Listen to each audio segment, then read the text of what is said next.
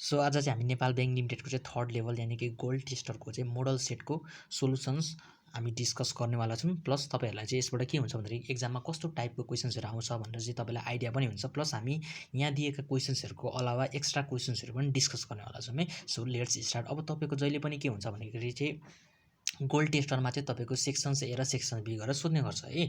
Section एमा तपाईँको 20वटा question छ, 2 मार्क्सको गरेर तपाईँको 40 मार्क्सको हुन्छ है। जसमा चाहिँ तपाईँको के हुन्छ भन्दाखेरि चाहिँ यसमा चाहिँ तपाईँले मिस्टेकली एन्सर टिक लाउनु भने तपाईँको के हुने गर्छ भन्दाखेरि तपाईँको मार्क्स काटिने गर्छ। र अर्को हाम्रो के हुन्छ सेक्सन्स बी हुने गर्छ। सेक्सन्स बीमा चाहिँ हाम्रो के हुन्छ भन्दाखेरि चाहिँ तपाईँको 12वटा क्वेसन छ, 5 मार्क्सको गरेर तपाईँको 60 मार्क्सको हुने गर्दछ है। ल सो लेट्स स्टार्ट फ्रम हाम्रो सेक्सन्स ए। ल सेक्सन्स एमा सबैभन्दा सबैको सुरुमा के छ भन्दाखेरि अक्षांशको हिसाबले नेपालको सबैभन्दा उत्तरमा पर्ने स्थान कुन हो भनेको छ है। अब हाम्रो के हुन्छ भन्दा म डाइरेक्ट एन्सर तपाईँलाई भन्दिनँ है। तपाईँलाई के हुन्छ भने अलिकति अन्डरस्ट्यान्डिङ लेभल ग्राउन्डमा बनाउँछु, त्यसपछि मात्र हामी एन्सर्सको डिस्कस गर्छौँ है। तपाईँको के हुन्छ भने पृथ्वी, सपोज मानौँ यो पृथ्वी भयो है। अब पृथ्वी यो भने के हुन्छ भन्दाखेरि यता उत्तर हुन्छ, ठिक छ, यता के हुन्छ हाम्रो दक्षिण हुन्छ हैन, यता हाम्रो के हुन्छ पूर्व हुन्छ, यता हाम्रो के हुन्छ पश्चिम हुन्छ, ठिक छ। सो हाम्रो के हुन्छ यहाँ बिचमा के हुन्छ भूमध्य रेखा हुन्छ, ठिक छ। हो यो भूमध्य रेखासँगै समान्तर हुने गरी यानि कि भूमध्य रेखा जसरी खिचेको त्यसरी नै माथि र तल खिचेको जुन रेखा हुन्छ यो यसरी खिचेको रेखा हुन्छ, यसरी खिचेको हो, यसलाई हामी के भन्छौँ अक्षांश भन्छौँ। यसलाई हामी के भन्छौँ अरे अक्षांश भन्छौँ। भने चाहिँ तपाईँले बुझ्नु पऱ्यो अक्षांश भनेको चाहिँ भूमध्य रेखासँग समान्तर खिचेको हुने रहेछ र यसले चाहिँ के गर्छ उत्तर र दक्षिण छुटाउने रहेछ। हेर्नु त यो हरेक रेखाले, हरेक लाइनले, इच लाइनले तपाईँको उत्तर र के भएको छ दक्षिण छुटाएको छ। अब हामीलाई भन्दैछ के भन्दैछ भन्दाखेरि चाहिँ अक्षांशको हिसाबले नेपालको सबैभन्दा उत्तर, यो उत्तर साइडमा पर्ने स्थान चाहिँ कुन हो भन्दैछ। अब तपाईँलाई थाहा छ नेपालको धरातल स्वरूप भनेको सिधा छैन। यो भनेको नेपालको धरातल स्वरूप भनेको माथिबाट यस्तो भएर चाहिँ यसरी अलिकति, अब नक्सा तपाईँ आफै बुझ्नु होला, यसरी तल हुँदै हुँदै आएको छ है। जस्तो तपाईँको योबाट चाहिँ यस्तो भनौँ न, ल यस्तो हुँदै आएको छ, ठिक छ। अब यस्तो हुँदै आएछ भने यो रेखाहरू तपाईँले यदि यहाँ कर्नु भन्दा यो रेखाहरू यस्तो भएर गइरहेको हुन्छ, यस्तै गइरहेको हुन्छ हैन। सो तपाईँको अब के हुन्छ भन्दाखेरि चाहिँ अब उत्तरीमा पर्ने कुन हो भनेको छ भने चाहिँ तपाईँको अब यहाँ हेर्नु भीमदत्त नगर। भीमदत्त नगर कहाँ पर्छ भन्दाखेरि यहाँ पर्छ तपाईँको कञ्चनपुरतिर साइडमा पर्यो, ठिक छ। तपाईँको नेपालगञ्ज अलिक यहाँ पर्छ है। तपाईँको त्यसै पोखरा तपाईँको अझै यहाँ तल, इलाम भनेको झन् यहाँ तल पर्यो। अब तपाईँ आफै छुटाउन सक्नुहुन्छ। यानि कि उत्तर स्थानमा पर्ने कुन हो भन्दाखेरि तपाईँको के हुन्छ भीमदत्त नगर राइट हुन्छ। किन भन्दाखेरि यो भनेको तपाईँको हेर्नु त बढी उत्तर साइडमा पर्यो नि त, यिनीहरू त के छ अझै कम साइडमा पर्यो, ठिक छ। सो तपाईँको यसको एन्सर के हुन्छ भीमदत्त नगर हुन्छ। यानि कि भीमदत्त नगर भनेको हाम्रो करेक्ट एन्सर हो। अब तर तपाईँले अब एउटा कुरा अझै है, यहाँ अक्षांश भनेको छ तपाईँको कहिले कहिले देशान्तरबाट नै आउनसक्छ। यही क्वेसनमा तपाईँले देशान्तरको हिसाबले नेपालको सबैभन्दा, अब देशान्तर आयो भने तपाईँको उत्तर दक्षिण हुँदैन है। देशान्तर आयो भने देशान्तर तपाईँको के हुन्छ पश्चिम र पूर्व हुन्छ क्या।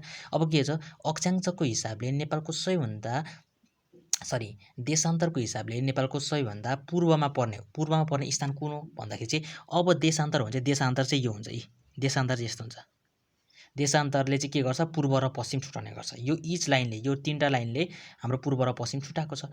भनेपछि अब तपाईँ के भन्छ भने देशान्तरको हिसाबले नेपालको सबैभन्दा पूर्वमा पर्ने स्थान कुन हो भन्दाखेरि तपाईँको इलाम हुन्छ। किनभने तपाईँको यस्तो यस्तो यस्तो यस्तो हुँदै गर्दाखेरि तपाईँको पूर्व साइडमा पर्ने भनेको त इलाम हो। तपाईँको पश्चिम भन्यो भने तपाईँको भीमदत्त नगर हुन्छ। सो अक्षांश र देशान्तरको बारेमा तपाईँले बेटर रूपमा अन्डरस्ट्यान्डिङ गर्नु होला है त। ल यो भनेको हाम्रो के भयो भीमदत्त नगर हो। अर्को भनेको बस्नेत पर्व भनेको कुन पर्व चिनिन्छ हैन। अब तपाईँले यो पर्वहरूको बारेमा अन्डरस्ट्यान्डिङ गर्नुपर्छ। जस्तो हाम्रो 3वटा पर्वहरू मेन कुरा, एउटा भनेको कोत पर्व, अर्को भनेको भण्डारखाल पर्व र अर्को भनेको औलो पर्व है। सबभन्दा सुरुमा हाम्रो के छ भन्दाखेरि कोत पर्व। कोत पर्व कहिले घटेको थियो यो कुरा थाहा हुनुपर्छ है। कोत पर्व भनेको तपाईँको 1903 सालमा चाहिँ तपाईँको असोज 1903 साल असोज तपाईँको 2 गते 1903 साल असोज 2 गते यो पर्व घटेको थियो, ठिक छ। एउटा भनेको यसको कहिले घटेको थियो भन्ने कुरा थाहा हुनुपर्छ त्यतिखेर। अनि यो घट्दाखेरि चाहिँ तपाईँको फतेजङ भन्ने चाहिँ तपाईँको के थियो प्रधानमन्त्री थियो है। यो घटेको बेला चाहिँ तपाईँको फतेजङ भन्ने प्रधानमन्त्री थियो। तपाईँको यो 2टा भयो है। एउटा कुरा यो भयो त, अनि प्रधानमन्त्री भनेको फतेजङ भएको बेला, ठिक छ। अब त्यसपछि यो कसरी घट्यो भन्दाखेरि तपाईँको के हुन्छ भन्दाखेरि राज्य लक्ष्मीले चाहिँ हैन, तपाईँलाई यदि थाहा छ भने राज्य लक्ष्मीले चाहिँ गगन सिंह है, राज्य लक्ष्मीले चाहिँ गगन सिंहको हत्यारा पत्ता लगाउन है, सो के छ भन्दाखेरि चाहिँ राजा लक्ष्मीले चाहिँ गगन सिंहको हत्यारा पत्ता लगाउनका लागि चाहिँ के छ भन्दाखेरि आफ्नो भारदारहरूलाई चाहिँ कुद पर्वमा बोलाएको थियो। अनि त्यही अवसरलाई चाहिँ अवसर पारेर चाहिँ के गर्थ्यो भन्दाखेरि चाहिँ जङ्गबहादुर राणाले चाहिँ जङ्गबहादुरलाई चाहिँ आफ्नो भाइसहित आफ्नो भाइहरूलाई लिएर चाहिँ के गरे भन्दाखेरि चाहिँ उक्त उक्त कोदको अवसरमा आएका भारदारहरूको हत्या गरेको थिए। त्यसैले यसलाई हामी के भन्छौँ, यो कोद पर्व भयो होइन। यानि कि तपाईँको एउटा भनेको यो कहिले घटेको थियो हो, त्यसपछि यो भएको पालामा प्रधानमन्त्रीको थियो होइन। त्यसपछि यो कसरी भएको त भन्दाखेरि चाहिँ राजा लक्ष्मीले चाहिँ गगन सिंहको हत्यारा पत्ता लगाउनका लागि चाहिँ आफ्नो भारदारलाई बोलाएको बेला चाहिँ जङ्गबहादुर राणाले चाहिँ आफ्नो भाइहरूसँग मिलेर चाहिँ होइन उक्त कुद पर्वमा आएका भारदारहरूको हत्या गरेको थिए, त्यही भन्यो। अनि त्यसपछि यो पर्वमा मारिने सबैभन्दा पहिलो व्यक्ति को हो भन्दाखेरि चाहिँ हाम्रो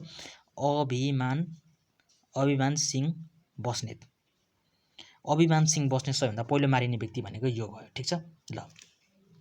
अब त्यसो भए अब तपाईँले एउटा कुरा के पनि यहाँ गर्नु पर्यो भन्दाखेरि राजा लक्ष्मीले त गगन सिंहको हत्यारा पत्ता लगाउनका यो भारदारलाई बोलाएको थियो भने चाहिँ एक्ज्याक्टमा गगन सिंहको हत्या चाहिँ कसले गरेको थियो भन्दाखेरि गगन सिंहको हत्या चाहिँ लाल झाले चाहिँ के गरेको थियो, गगन सिंह हत्या गरेको थियो। यति पढ्नु भने तपाईँको कोद पर्व सक्यो। ठिक छ।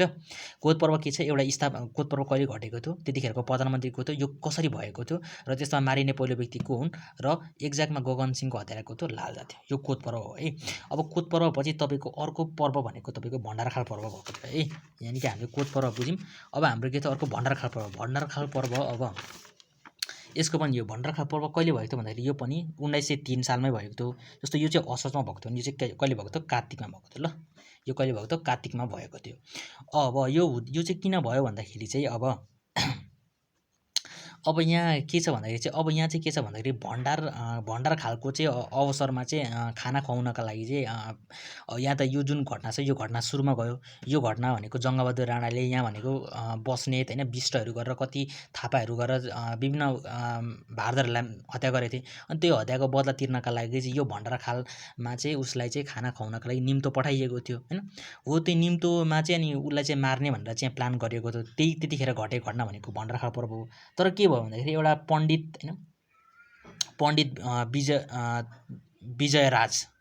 पण्डित विजयराजले चाहिँ के छ भन्दाखेरि जङ्गबहादुर राणालाई चाहिँ यो उसलाई मार्ने भन्ने प्लानको चाहिँ के छ भन्दाखेरि सूचना चाहिँ दिन्छ है। सो विजयराज कसले सूचना दिएको थिए पनि भन्न सक्छ नि। यानि कि भण्डारखाल पर्वमा चाहिँ जङ्गबहादुर राणाको चाहिँ हत्या गर्ने भनेर चाहिँ सूचना दिने होइन व्यक्ति को थियो भन्दाखेरि विजयराज हो। विजयराजले चाहिँ के छ भन्दाखेरि उसलाई सूचना दिन्छ र उसलाई सूचना दिइसकेपछि जङ्गबहादुर राणाले चाहिँ के गर्छ भन्दाखेरि चाहिँ आफूसँग चाहिँ पल्टनहरू लगेर चाहिँ के गरिदिन्छ भन्दाखेरि चाहिँ त्यहाँ आएका चाहिँ 23 जनाको चाहिँ के गरिदिन्छ, हत्या गर्छ। कतिजनाको हत्या भयो चाहिँ 23 जना। भनेपछि तपाईँको यहाँ त उसले कतिजनालाई मारे होइन, धेरैजनालाई मारे, 40+ जनालाई मारे होइन।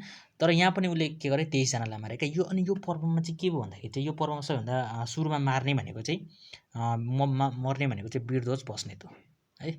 बस्नेत यसमा भनेको चाहिँ अभिमान सिंह बस्नेत, यसमा भनेको वीरध्वज बस्नेत। र के छ भन्दाखेरि यसमा सबैभन्दा धेरै बस्नेतहरू मारियो क्या, त्यही भएर चाहिँ यसलाई के भन्छ, बस्नेत पर्व भनिन्छ है। अब तपाईँको अहिले क्वेसन के छ, तपाईँको बस्नेत पर्व भनेको कुन पर्व चिन्छ, यो भनेको भण्डारखाल पर्व हो। किन भन्दाखेरि चाहिँ यसमा धेरै बस्नेतहरू मारिएका थिए है। यो दुईवटा पर्व भयो। ठिक छ। त्यसपछि अर्को भनेको छ हाम्रो औलो पर्व भन्ने पनि छ होइन। औलो पर्व भन्ने पनि छ। यो भनेको चाहिँ 1904 सालमा घटेको थियो होइन। यो भनेको चाहिँ पर्साको औलो भन्ने स्थानमा घटेको है। पर्साको औलो भन्ने स्थानमा घटेको हो। अब तपाईँको यसको बारेमा चाहिँ यति भयो हुन्छ, औलो पर्व कहिले घटेको थियो, कहाँ घटेको थियो, यति कुरा थाहा भइहाल्यो। यो दुईवटा पर्व भनेको विशेष भइहाल्यो। अब तपाईँले आफै बुझ्नु कि जङ्गबहादुर राणाले 1903 सालमा देखि आफ्नो कब्जा गरेर 2007 साल प्रजातन्त्र नयाँ सालमा यानि कि ओभरअल 104 वर्षसम्म तपाईँको के भयो, राणा शासन कार्यकाल लको थियो। यानि कि तपाईँले के कहिले के पनि भन्नु भन्दाखेरि राणा शासनको सुरुवात कुन पर्वबाट भएको भन्दाखेरि चाहिँ हाम्रो कोद पर्वबाट भएको है। यानि कि कोद पर्वबाटदेखि हाम्रो प्रजातन्त्र नयाँ चाहिँ हाम्रो के भएको थियो भन्दाखेरि चाहिँ तपाईँको राणा शासन भएको थियो। यानि कि ओभरअल तपाईँको 104 वर्षसम्म चाहिँ के भएको थियो, राणा शासन मेन्टेन भएको थियो। यसरी चाहिँ हाम्रो यो पर्वहरूको यति पढ्नु भने तपाईँले अरू केही यसमा हेर्नु पर्दैन। ल हाम्रो भनेपछि बस्नेत पर्व भनेर कुन पर्व चिन्छ भने चाहिँ भण्डारखाल पर्व भयो। अनि नेपालको वर्तमान संविधानमा अब श्रमको हकको कति धारा व्यवस्था गरेको छ। अब तपाईँको यो जुन 31वटा मौलिक हकको व्यवस्था गरेको छ नि नेपालको संविधान, यो त बुझ्ने, यो त कुनमा के छ भन्ने कुरा तपाईँले बुझ्नै पर्छ। किनभने यो त एक्जाममा आउँछ तपाईँको यो प्रायः नआउने संविधानबाट आयो भने तपाईँको यो एक्जाममा आउने नै हुन्छ है। अब तपाईँले कसरी रट्नुहुन्छ थाहा छैन होइन। जस्तो सम्मान होइन, सम्मान सञ्चार न्याय होइन, यसरी चाहिँ याद गर्दा राम्रो हुन्छ आफ्नै तरिकाले होइन। अनि अ या नि छु होइन, छु सम्पत्ति हैन यसरी गर्नु भने तपाईँको यसरी हुन्छ यो समानपूर्वक स्वतन्त्रताको हक समानताको हक संसारको हक न्याय सम्बन्धी हक हैन हो यसरी तपाईँले यसरी याद गर्न आफ्नो प्याटर्न कसरी याद गर्न सक्नुहुन्छ यानि कि तपाईँको 16 बाट स्टार्ट भएर तपाईँको 46 सम्म 16 बाट तपाईँको स्टार्ट भएर तपाईँको 46 सम्म गरे तपाईँको 31 वटा मौलिक हकको व्यवस्था गरिएको छ यो 31 मध्येमा चाहिँ तपाईँको यो 16 देखि 46 सम्म चाहिँ तपाईँको श्रमको हक भनेको चाहिँ तपाईँको धारा 34 मा पर्छ ल यो भनेको तपाईँको कति धारा 34 मा पर्ने गर्छ अब त्यसपछि तपाईँको के हुन्छ भन्दाखेरि तपाईँको एक्स्ट्रा भनिदिइहाल्नु अब तपाईँले 16 देखि 46 सम्म कुन 16 देखि 46 सम्म कुन पर्छ तपाईँले याद गर्नु पर्यो एउटा कुरा अनि तपाईँको ठ्याक्कै यो 47 मा के छ भन्दाखेरि चाहिँ यो मौलिक हक जुन व्यवस्था गर्छ यसको कार्यान्वयन छ क्या कार्यान्वयन मौलिक हकको कार्यान्वयन कुन धारामा व्यवस्था गर्छ 47 मा अनि 48 मा के छ भन्दाखेरि अब तपाईँको जहिले पनि के हुन्छ भन्दाखेरि राइटसँगै तपाईँको के हुन्छ ड्युटी पनि हुने गर्छ क्या यो भनेको राइट तपाईँको हक भने तपाईँको ड्युटी के हुन्छ रिस्पोन्सिबिलिटी के हुन्छ भन्ने कुरा चाहिँ तपाईँको कति छ यो 28 मा व्यवस्था गरेको छ यानि कि कर्तव्य है 16 देखि तपाईँको 46 सम्म मौलिक हक छ 31 वटा 47 मा त्यही मौलिक हकको कार्यान्वयन छ 48 मा तपाईँको के छ कर्तव्य छ ठीक छ ल अब यस भइसक्यो तपाईँको यति भयो नि तपाईँको यो भइहाल्यो सो भनेपछि तपाईँको यो श्रमको हक भनेको 34 भयो है अब तपाईँको त्यस्तो अर्को भनेको चाहिँ राष्ट्रिय सभामा कति सदस्य हुने व्यवस्था गरिएको छ अब तपाईँको के छ भन्दाखेरि चाहिँ सदानात्मक व्यवस्था हेर्नुपर्ने हुन्छ क्या जस्तो नेपालको संविधानमा हालको संविधानमा चाहिँ तपाईँको सदानात्मक व्यवस्था भनेको तपाईँको दुईवटा सदनात्मक व्यवस्था छ एउटा प्रतिनिधि सभा छ एउटा अर्को राष्ट्र सभा छ हैन तपाईँको के छ भन्दाखेरि चाहिँ सदनात्मक व्यवस्था अब अहिलेको नेपालको संविधान भनेको एउटा भनेको प्रतिनिधि सभा छ हैन अर्को भनेको के छ हाम्रो राष्ट्रिय सभा छ है प्रतिनिधि सभा र राष्ट्रिय सभा छ यसलाई हामी के भन्छौं तल्लो सदन पनि भन्छौं है तल्लो सदन पनि भन्छौं यसलाई भनेको हामी के भन्छौं माथिल्लो सदन पनि भनिन्छ र यो दुईटाको मर्जलाई चाहिँ हामी के भन्छौं संसदीय सदन भन्ने गरिन्छ है संसदीय सदन भनेको चाहिँ प्रतिनिधि सभा र बोथलाई हामी के भन्छौं संसदीय अब तपाईको के हुन्छ भने प्रतिनिधि सभामा चाहिँ अब यो भने यसमा कतिजना सदस्य हुन्छ भने तपाईको 275 जना सदस्य हुने गर्छ के यसमा है यसमा भनेको चाहिँ तपाईको 69 के हुन्छ सदस्य हुने गर्दछ अब तपाईको यही के भन्छ भने राष्ट्र सभामा कति सदस्यहरू हुने व्यवस्था गरिएको छ भन्दाखेरि चाहिँ तपाईको राष्ट्र सभामा भनेको तपाईको 69 जना यानि कि 69 जना चाहिँ के छ सदस्य हुने व्यवस्था गरेको छ तपाईको 4 को ग भयो ठीक छ त्यसपछि तपाईको अर्को के छ भन्दाखेरि चाहिँ तपाईलाई कहिले अब प्रतिनिधि सभा पनि सोध्नु सक्छ तपाईले त्यतिखेर आफै उयो गर्नु होला अनि के छ भन्दाखेरि यिनीहरुको तपाईको यिनीहरुको कार्यकाल पनि सम्झिनु होला है यिनीहरुको कार्यकाल पनि तपाईको व्यवस्था गरेको छ त्यो हेर्नु होला हैन जस्तो यसको चाहिँ अलिक युजवाला त भनेको त यसको स्टेप बाइ स्टेप छ तपाईले नेपालको संविधान 2072 हेर्न सक्नुहुन्छ अनि यसको चाहिँ हाम्रो के छ भन्दाखेरि एउटा स्टेपमा गएको छ है त्यसपछि हाम्रो के हुन्छ भन्दाखेरि चाहिँ अब यो जुन प्रतिनिधि सभामा चाहिँ तपाईको नियुक्त हुनका लागि चाहिँ तपाईको 25 वर्ष उमेर पूरा हुनुपर्छ यसमा भनेको चाहिँ तपाईको 35 वर्ष उमेर पूरा भएको हुनु पर्यो हैन योग्यता भन्ने कुरा भयो नि हैन उमेरको हद भनेको पनि आउँछ कहिले ल त्यो भयो अब त्यसपछि अर्को भनेको देशको मूल कानुनको रूपमा लिएको नेपालको पहिलो संविधान कुन हो भनेको छ है अब तपाईले नेपालमा भएको कन्स्टिट्युसनको हिस्ट्री पढ्नु पर्यो अब कन्स्टिट्युसन भनेको नेपालमा अहिलेसम्म हैन नेपालको संविधान 2072 सम्म गएर तपाईको 7 वटा संविधान बनिसकेको छ है जस्तो नेपालको पहिलो संविधान नेपालमा बनेको पहिलो संविधान भने नेपालमा अब बनेको संविधान भनेको नेपाल सरकार वैधानिक कानुन 2004 यो हो हैन त्यसपछि 2004 देखि अर्को भनेको तपाईको नेपालको अन्तरिम शासन विधान 2007 हो हैन त्यसपछि तपाईको अर्को भनेको नेपालको अधिराज्यको संविधान 2015 हो ठीक छ तीनवटा भइहाल्यो त्यसपछि तपाईको चारमा भनेको अर्को भनेको नेपालको संविधान 2019 हैन 1 2 3 4वटा भयो त्योसँग हैन अनि तपाईको अर्को भनेको चाहिँ नेपालको अधिराज्यको संविधान 2000 तपाईको 47 भयो त्यो भनेको पाँचौं भयो अनि नेपालको अन्तरिम संविधान भनेको तपाईको 2063 त्यो भनेको छैटौं भयो अनि नेपालको संविधान 2072 भनेको 7वटा यसरी 7वटा संविधान छ हैन यो संविधान मध्येमा चाहिँ देशको मूल कानुनको रूपमा लिएको संविधान चाहिँ कुन हो भन्दा चाहिँ यानि कि मूल कानुनको रूपमा लिएको संविधान भनेको चाहिँ हाम्रो नेपाल अधिराज्यको संविधान 2015 हो ठीक छ तपाईको अब के छ भन्दाखेरि चाहिँ जस्तो म तपाईलाई सर्टमा भनेको एउटा भनेको 2004 साल भयो है एउटा भनेको तपाईको 2007 भयो अर्को भनेको 2015 भयो अर्को भनेको 2019 भयो अर्को भनेको 2047 अर्को भनेको 2063 अर्को भनेको 2072 है यसरी 7 वटा संविधान बनेको सो के छ भन्दाखेरि तपाईको यो 2004 साल भनेको चाहिँ तपाईको बनेको तर लागू नभएको नेपालमा बनेको संविधान भनेको चाहिँ 2004 हो। यो जुन नेपाल सरकार वैधानिक कानुन 2004 छ, यो संविधान भनेको चाहिँ बनेको तर लागू नभएको संविधान भनेको यो, यानि कि बनेको चाहिँ यो पहिलो हो अनि लागू नभएको। अनि यो 2007 भनेको चाहिँ तपाईँको के छ भन्दाखेरि त्यो बनेको चाहिँ यो चाहिँ बने, यो पनि बनेको हो, यो बनेको चाहिँ यो दोस्रो हो भने चाहिँ लागू भएको चाहिँ यो पहिलो हो क्या। अब तपाईँलाई झुकाउन सक्छ हेर्नु, नेपालमा बनेको पहिलो संविधान कुन हो भन्दाखेरि तपाईँको नेपाल सरकार वैधानिक कानुन 2004 लेख्नु पर्यो, किनभने यो बनेको हो। तर के भन्छ नेपालमा बनेको बनेर लागू भएको पहिलो संविधान कुन हो भन्दाखेरि तपाईँको यो 2015 वाला, यानि 2007 वाला, यानि कि नेपालको अन्तरिम शासन विधान 2007 भन्नु पर्यो है। बनेको तर लागू नभएको यो 2004 वाला हो, बनेको अनि लागू भएको नि बनेको चाहिँ दोस्रो, लागू भएको चाहिँ पहिलो भनेको यो 2007 वाला, ठिक छ। र यिनीहरूमा कति सदनात्मक व्यवस्था छ त्यो पनि तपाईँले याद गर्नुपर्छ है। जस्तो सदन व्यवस्था भनेको चाहिँ तपाईँको के छ भन्दाखेरि चाहिँ 2-1-2-1-2-1-2 यसरी छ। यसमा 2 सदनात्मक, यसमा 1, यसमा 2, यसमा 1, यसमा 2, यसमा 1, यसमा 2। त्यसपछि यिनीहरूमा मौलिक हक कति छ भन्छ, यसमा मौलिक हक थिएन। मौलिक हक नभएको संविधान भनेको 2004 को संविधान हो है। अनि त्यसपछि यसमा 7, यसमा 8, यसमा 9, यसमा 13, यसमा 21, यसमा चाहिँ 31 छ, ठिक छ। यसरी मौलिक हक र सदनमा व्यवस्था पनि हेर्नु पर्यो। तपाईँको अघि एउटा कुरा भन्नु छुटेछ, तपाईँको जस्तो अहिले भनेको चाहिँ तपाईँको नेपालको वर्तमान संविधान हेर्दाखेरि नेपालको वर्तमान संविधानमा कतिवटा मौलिक हक छ भन्दाखेरि तपाईँ भन्नुहुन्छ 21वटा। तर यो 21वटा मध्येमा चाहिँ तपाईँको यही 72 सालमा ल्याइएको हक चाहिँ कतिवटा भन्दाखेरि चाहिँ तपाईँको 72 सालमा ल्याइएको हक भनेको चाहिँ 10वटा हो क्या। बाँकी 21वटा चाहिँ पहिले नै थियो, त्यो 21वटामा 10वटा थपेर 31वटा बनाएको। यो क्वेसन पनि तपाईँको आउन सक्छ है। 72 सालमै थपेको भनेको चाहिँ 10वटा हो, अलरेडी 21वटा चाहिँ हामीसँग 2063 भइसकेको छ है। त्यही भएर त्यसमा 10वटा थपेर, यानि कि 72 सालमा चाहिँ हामीले 10वटा थप मौलिक हकको व्यवस्था गरेर चाहिँ 31वटा मौलिक हकको व्यवस्था गरेको हो भन्ने कुरा छ है। ल यो भयो। त्यसपछि तपाईँको यति भएपछि तपाईँले यो भयो। अनि त्यसपछि तपाईँको अर्को के छ भन्दाखेरि यो 2019 सालको लागि चाहिँ हामी के छ कालो संविधानको रूपमा पनि यसलाई 2019ले चिन्ने गरिन्छ है, ठिक छ। र अब हाम्रो नागरिकताको 3वटा नागरिकताको चाहिँ व्यवस्था गरिएको भनेको 2063 साल हो। यिनीहरूको विशेषताहरू हल्का पढेर जानु होला। सो अब त्यसपछि तपाईँको के छ भन्दाखेरि अर्को भनेको चाहिँ यसको भनेको चाहिँ तपाईँको नेपाल अधिराज्यको संविधान 2015 भयो है। अर्को भनेको नेपाल राष्ट्र ब्याङ्कको वासरतमा भएको चलन चल्तीमा रहेको ब्याङ्क नोट तथा सिक्कालाई के भनिन्छ, यसको भनेको मौद्रिक दायित्व हुन्छ है। अनि स्थापना कालमा नेपाल ब्याङ्क लिमिटेडको निष्कासित पुँजी कति थियो, अनि अब स्थापना काल, अब यसको बारेमा तपाईँलाई म हल्का डिटेल भनिदिन्छु। जस्तो नेपाल ब्याङ्क लिमिटेड स्थापना हुँदा भनेको हाम्रो जुद्ध शमशेर प्रधानमन्त्री थियो, ठिक छ। यो एउटा क्वेसन्स भइहाल्छ यसबाट। त्यसपछि यो कुन कानुनबाट बनेको भने नेपाल ब्याङ्क कानुन 1994 अनुसार बनेको। दुईवटा क्वेसन्स भइहाल्यो। यसको हाम्रो अधिकृत पुँजी भनेको कति छ, अधिकृत पुँजी भनेको तपाईँको प्रबन्ध पत्रमा खुलाको पुँजी भयो, यानि कि मेमोरेन्डम अफ एसोसिएसनमा लेखेको पुँजी भनेको हाम्रो अधिकृत पुँजी हुन्छ।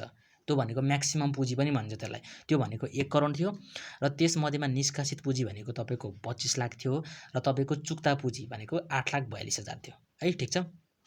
भनेपछि तपाईँको अहिले यहाँ निष्कासित पुँजी भनेको तपाईँको 25 लाख भयो है। तपाईँको अधिकृत पुँजी भन्यो भने 1 करोड, तपाईँको चुक्ता पुँजी भन्यो भने 8,42,000। त्यसपछि तपाईँको अर्को एउटा क्वेसन यसमा के पनि भन्नु सक्छ भने यो नेपाल ब्याङ्क लिमिटेडमा चाहिँ 51% भनेको चाहिँ 51% अधिकार, 51% लगानी भनेको चाहिँ सरकारको थियो भने बाँकी 49% भनेको चाहिँ हाम्रो सर्वसाधारणको थियो है। ल यति भयो, यो भइहाल्यो।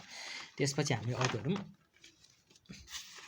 सो ब्याङ्क वा वित्तीय संस्थाले आफ्नो साधारण झगडा कोषमा चुक्ता पुँजीको दोबर नभएसम्म प्रत्येक आर्थिक वर्षको खुद नाफाबाट कति % गरिन्छ भन्दाखेरि चाहिँ अब यसमा चाहिँ के हुन्छ भन्दाखेरि तपाईँको